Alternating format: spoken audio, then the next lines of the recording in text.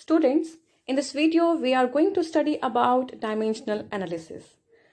These are the 7 fundamental or base quantities chosen in SI: length, mass, time, electric current, thermodynamic temperature, luminous intensity, amount of substance.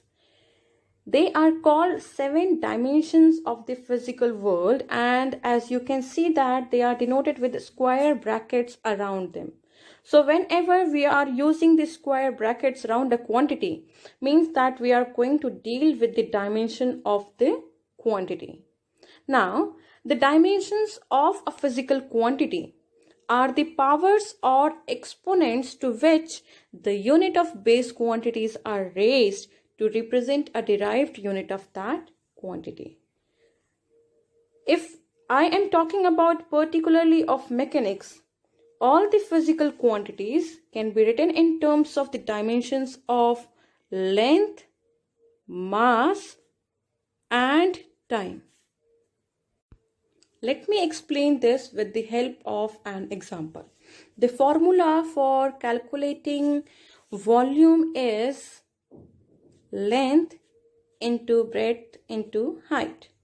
Now, all these 3 quantities have the dimension of length, so I can write them as L into L into L, or I can write L cube, right? Now, to represent volume, you can see that we have to raise the length to the power 3. Therefore, volume is said to have 3 dimensions in length. Now, as you can see that units of mass and time are not required in representing volume. So we can write volume is equals to m to the power 0, L to the power 3, T to the power 0. And we'll say that volume has 0 dimensions in mass, 3 dimensions in length, and 0 dimensions in time. Now, let us consider another example. Velocity is represented as displacement upon time. This displacement upon time. I can write it as L upon T. That can be written as L to the power 1, T to the power minus 1. Now here you can see that mass is not required in representing this velocity. So we can write velocity is equals to m to the power 0, L to the power 1, T to the power minus 1, and we can say that dimensions of velocity are 0 in mass, plus 1 in length, and minus 1 in time. Now, in dimensional representation, the magnitude are not considered. It is the quality of the physical quantity that matters. For example, speed, velocity, initial velocity, final velocity, change in velocity, instantaneous velocity, relative velocity. All are equivalent in the context of dimension, and they all are having the dimension m to the power 0, L to the power 1, T to the power minus 1. Now, this m to the power 0, L to the power 1, T to the power minus 1 is the dimensional formula of velocity. Now, if we represent velocity by v, then we can represent the above as v is equals to m to the power 0, L to the power 1, T to the power minus 1. And this is called dimensional equation of velocity. So, when a physical quantity is equated to its dimensional formula, what we obtain is the dimensional equation of the physical quantity. Similarly, dimensional equation of volume can be represented as capital V is equals to m to the power 0, L to the power 3, T to the power 0. Small v is representing the velocity, capital V is representing the volume. Now find out the dimensional formula for linear momentum. Acceleration,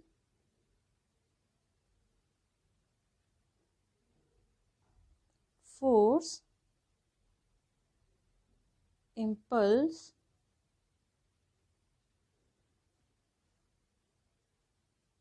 pressure, work, energy,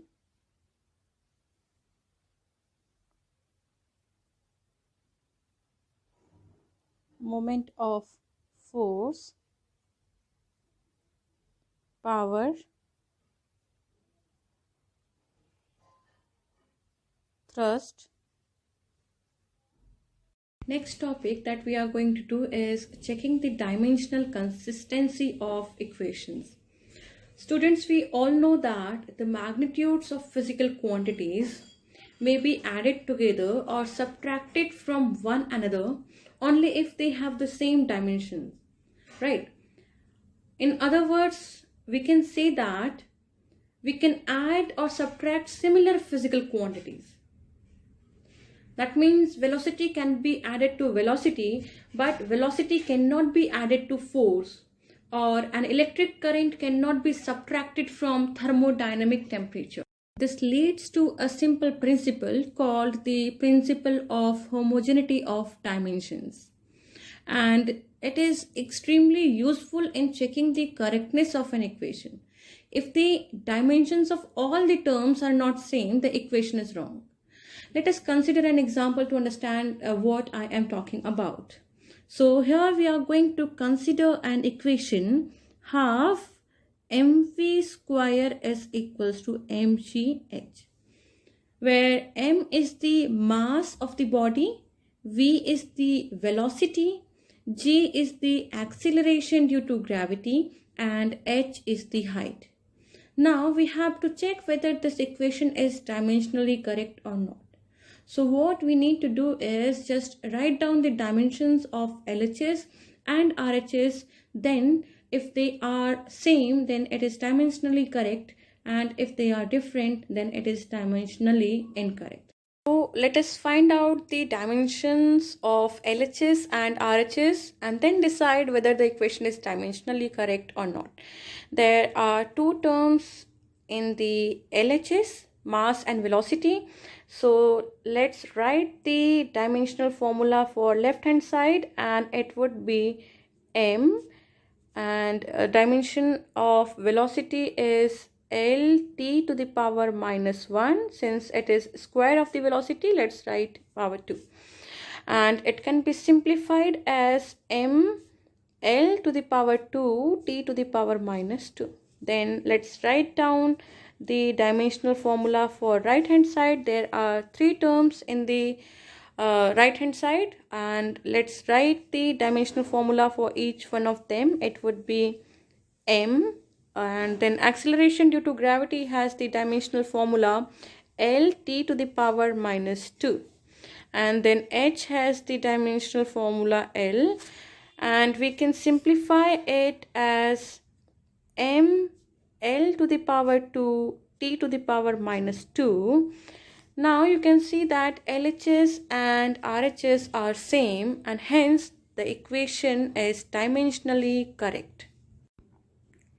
Now check the correctness of the relation t is equals to 2 pi under root L upon G, where L is the length and t is the time period of a simple pendulum, time period of simple pendulum, and g is acceleration due to gravity.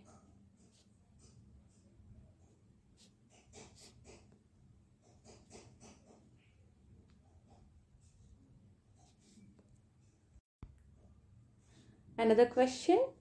Check the dimensional consistency of the relation V is equals to 1 upon L under root P upon rho, where L is length, V is velocity, P is pressure, and rho is density.